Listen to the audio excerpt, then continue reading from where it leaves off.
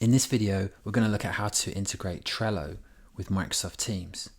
So to do that, we're going to add Trello as a tab in one of our channels. So you can do this on a channel by channel basis.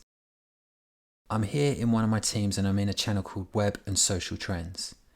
And over on the right hand side here, I'm going to choose the plus button, which is going to add a new tab. And then I've got my list of available tabs here. And I can either go and find Trello, or I can just type the name there and then choose it from the list. Now the next page you're going to see is a brief description of what the Trello app is going to do in Microsoft Teams. So you can see the features it's going to bring. So we're going to be able to pin content, we're going to get notifications. You can also see a little bit more about the app itself, who wrote it and so on. And then most importantly is the privacy settings. So make sure you read through those and understand what that Trello app is going to have access to once you install it. So once you've done that, you just hit install. The next thing it wants you to do is log in. So it gives you a login to Trello button, and you press that button and then put in your login details.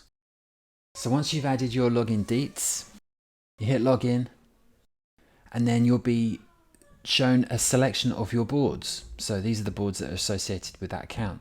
So I've got a team board here called Alex's Team. I'm going to select that and save. And now the team board will be added as a permanent tab in the Teams channel. I can control the board up here by the settings. So I can change the board if I want to, or log out if I want to remove access. I can also rename the board. So if I wanted to call this Alex's Team, I could save that.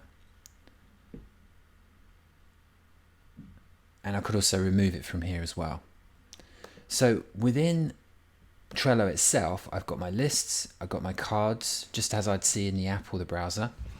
And I can manage my lists, so I can add cards, I can copy and move cards, I can sort and so on. Within the cards themselves, I can edit them, just like I could in the app. So I can edit the labels, I can add members, I can move and copy, add a due date, and I can archive them as well. And I can move them around to other lists just as I could within the app. And then I can create new lists as well.